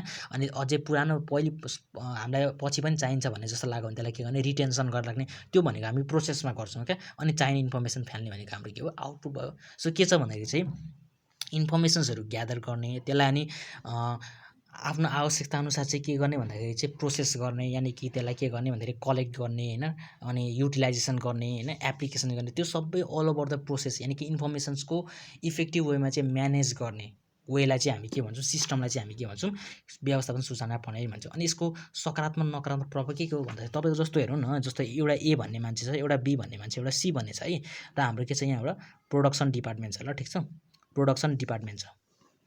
अर्को भनेको हाम्रो के छ यहाँ मार्केटिङ डिपार्टमेन्ट छ है, मार्केटिङ डिपार्टमेन्ट छ ल। त्यसपछि यहाँ भनेको अर्को तपाईँको फाइनान्स डिपार्टमेन्ट छ, ठिक छ। अब तपाईँको इन्फर्मेसन हेर्नु है, जस्तो एलाई इन्फर्मेसन थाहा छ भने चाहिँ एले इन्फर्मेसन कसले दिन्छ, प्रोडक्सन डिपार्टमेन्ट दिन्छ। अनि प्रोडक्सन डिपार्टमेन्टबाट एमा आउँछ भने चाहिँ दुईवटा आएर भयो है, एले इन्फर्मेसन यसलाई दिन्छ, यहाँबाट पनि इन्फर्मेसन यहाँ आउँछ। अब यसले योसँग सरकार यसले पनि इन्फर्मेसन यसले यहाँलाई दिन्छ, फेरि यसले पनि यसलाई दिन्छ, फेरि यसले यसलाई पनि दिन्छ, यसले पनि दिन्छ, एको काम सक्यो। बीले आफूसँग भएको इन्फर्मेसन यसलाई दिन्छ, फेरि यसले पनि यसलाई दिन्छ, फेरि बीले यसलाई दिन्छ, यसले पनि यसलाई दिन्छ, फेरि यसले यसलाई दिन्छ, यसले पनि यसलाई दिन्छ होइन, फेरि सीको यसलाई पनि यसलाई दिन्छ, यो पनि भयो, फेरि यो पनि यता आयो, यता पनि भयो होइन, यता पनि भयो। तपाईँ हेर्नु न यो कस्तो जिगज्याग छ। तर यही कन्डिसनमा तपाईँको म्यानेजमेन्ट इन्फर्मेसन सिस्टम यानि कि व्यवस्थापन सूचना प्रणाली लागू गर्यो भने तपाईँको कस्तो हुन्छ थाहा छ, हेर्नु सी हुन्छ। यहाँ भनेको तपाईँको प्रोडक्सन डिपार्टमेन्ट भयो, यहाँ भनेको मार्केटिङ डिपार्टमेन्ट हो, यहाँ भनेको फाइनेन्स डिपार्टमेन्ट हो। अब तपाईँको अघि यसरी जसरी फङ्सन भएको थियो यसरी हुँदैन क्या, तपाईँको यहाँ के हुन्छ म्यानेजमेन्ट इन्फर्मेसन सिस्टम हुन्छ क्या। अब के हुन्छ, एले यसलाई दिनु इन्फर्मेसन दिनु भने यसले सुरुमा यहाँ इन्फर्मेसन दिन्छ, अनि यो इन्फर्मेसन तपाईँको यहाँ आउँछ, अनि यसले इन्फर्मेसन यसलाई दिनु पऱ्यो भने यो इन्फर्मेसन यहाँ जान्छ, अनि यो इन्फर्मेसन यसले चाहिँ यहाँ दिन्छ क्या यसरी। अब बीले इन्फर्मेसन यसलाई दिन्छ, अनि त्यसपछि एले इन्फर्मेसन यसलाई दिन्छ क्या, एमलाई दिनु पर्ने, अनि एमले यसलाई दिने हो, अनि योबाट आउने क्या यसरी, ठिक छ ल। तपाईँ आफै हेर्नुहोस् यो र योमा हेर्नु त यहाँ कति जिगज्याग थियो, यहाँ कति सरल तरिका। सो म्यानेजमेन्ट इन्फर्मेसन सिस्टमले के गर्छ भन्दाखेरि चाहिँ तपाईँको चाहिने इन्फर्मेसन्स लिने अनि फ्याल्ने, अनि यताबाट नि इन्फर्मेसन लिने, यता फ्याल्ने, एउटा कमन के हो डिपार्टमेन्टको स्टाइलिस भयो क्या। सो यसबाट चाहिँ के हुन्छ भन्दाखेरि चाहिँ यसरी चाहिँ हामीले म्यानेजमेन्ट इन्फर्मेसन सिस्टमबाट चाहिँ के गर्नु भन्छ, इफेक्टिभ, यानि यो भनेको चाहिँ ओभरअल तपाईँको के छ भने कि इन्फर्मेसन्सले इफेक्टिभ वेमा चाहिँ के गर्ने, म्यानेज गर्ने काम भयो है। तपाईँले फिगर पनि देखाउन सक्नुहुन्छ, यदि 10 मार्क्समा छ भने 5 मार्क्समा देखाइराख्नु पर्दैन है। अब यसको सकारात्मक नकारात्मक, यसमा सकारात्मक भनेको तपाईँ के हुन्छ भन्दाखेरि चाहिँ सूचना प्रवाह गर्न सजिलो हुन्छ हैन, सूचनाहरूको उपयोग प्रभावकारी रूपमा ढङ्गले गर्न सकिन्छ हैन, त्यो कुराहरू भयो हैन। अनि त्यसपछि के छ, राइट टाइममा राइट सूचनाहरू उपलब्ध गराउन सकिन्छ, त्यो कुराहरू भयो हैन। सूचनाहरूको क्लासिफिकेसन हुन्छ हैन, त्यो कुरा भयो, डिसिसन लिनका लागि सजिलो हुन्छ, ती कुराहरू सकारात्मक। नकारात्मक भनेको चाहिँ अब तपाईँको छुट्टै डिपार्टमेन्ट हुन्छ, त्यही भएर के गर्नु पऱ्यो भन्दाखेरि यसमा खर्चिलो हुन्छ, समय लाग्ने हुन्छ, अनि डिसिसन ढिलो हुने गर्दछ हैन। त्यसपछि त्यही कुरा भयो क्या। अनि यसमा लागि अब हामीलाई भनौँ न अलिकति ट्रेन र एक्सपिरियन्स पनि इम्प्लोइजको खाँचो पर्छ, त्यही कुराहरू यसको नकारात्मक पक्षहरू भयो है। त्यसपछि अर्को भनेको चाहिँ सुन चाँदीको शुद्धता नाप्ने विधिहरू के हुन् भन्दाखेरि अब सुन चाँदी नाप्ने विधिताहरू भनेको तपाईँको के छ भन्दाखेरि शुद्धताको प्रमाणपत्रहरू भयो हैन। अनि त्यसपछि तपाईँको नाइट्रिक एसिडको परीक्षण गर्न सक्नुहुन्छ, चुम्बकीय परीक्षण गर्न सक्नुहुन्छ हैन। अनि त्यसपछि आधुनिक प्रविधिको प्रयोग गर्न सक्नुहुन्छ, त्यही कुरा है। अनि सुन चाँदी कर्जाको परिचय दिनुहोस् भनेको छ। सुन चाँदी कर्जा भनेको चाहिँ के छ भन्दाखेरि सुन चाँदी धितो राखेर जति पैसा लिन्छ त्यसलाई हामी सुन चाँदी कर्जा भन्ने गरिन्छ हैन। अनि यस्तो प्रकारको के कुरामा ध्यान दिनुपर्छ भन्दाखेरि अब सुन चाँदीको उचित रूपमा चाहिँ के गर्नु पऱ्यो, मूल्याङ्कन गर्नु पऱ्यो हैन। अनि त्यसपछि हामीले अहिले जस्तो पढेछौँ गोल्ड टेस्टर भनेर, गोल्ड टेस्टरको उचित व्यवस्था गर्नु पऱ्यो, यानि कि जाँचकीको व्यवस्था गर्नु पऱ्यो, ढुकुटी बिमाको व्यवस्था गरेको हुनु पऱ्यो हैन। अनि कर्जा नीतिमा चाहिँ सुन चाँदी कर्जा कारोबार गर्ने व्यवस्था गरेको हुनु पऱ्यो हैन। अनि त्यसपछि के गर्नु पऱ्यो भन्दाखेरि चाहिँ तमसुकहरू राम्रोसँग तयार गर्नु पऱ्यो, तमसुकमा चाहिँ कति सुनको कर्जा लिएको सबै कुरा उल्लेख गर्नु पऱ्यो, हस्ताक्षरहरू गरेको हुनु पऱ्यो, त्यो कुराहरू लेख्नुपर्ने हुन्छ है। तपाईँले एन्सर यही हुनुपर्छ भन्ने छैन। अर्को भनेको ब्याङ्किङ कसर सजाय ऐन 2064 के कस्ता कार्यलाई ब्याङ्किङ कसर मानेको छ, यो त तपाईँले सजाय ऐन एक्टमा पनि हेर्न सक्नुहुन्छ। अर्को भनेको नियमनकारी निकाय भन्नाले के बुझिन्छ, नियमनकारी निकाय भनेको सूचक संस्थाको चाहिँ नियमन र सुपरिवेशन गर्नका लागि प्रचलित कानुन बमोजिम स्थापना भएको निकाय भनेको नियमनकारी निकाय हो। यो भनेको सम्पत्ति शुद्धिकरण नियमावली ऐन यो 2064 अनुसार सोधेको छ, गरेको है, यो त्यसबाट सोधेको है।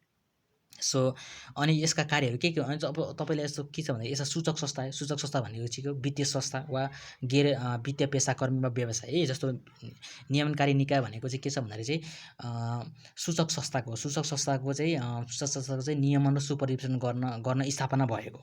अनि सूचक संस्था भनेको चाहिँ के भन्दाखेरि वित्तीय संस्था वा गैर वित्तीय पेसाकर्मी वा व्यवसाय सम्झिनुपर्छ, ठिक छ।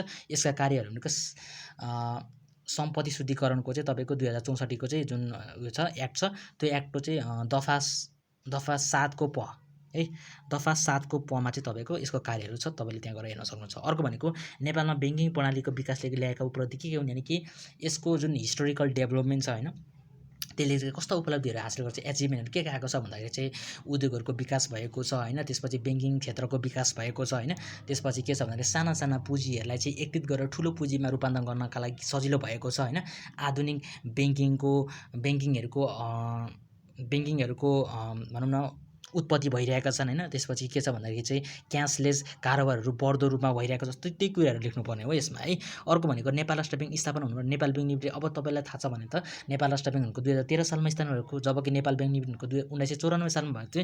नेपाल राष्ट्र ब्याङ्क स्थापना हुनु भन्दा नेपाल ब्याङ्क लिमिटेड के काम गर्थ्यो भन्दाखेरि चाहिँ एउटा भनेको त त्यही हो, नेपाल राष्ट्र ब्याङ्कले अहिले जुन कार्य गरेछ त्यही कार्यहरू पनि यसले गर्थ्यो, यानि कि नेपाल राष्ट्र ब्याङ्कको रूपमा कार्य गर्थ्यो पहिलो।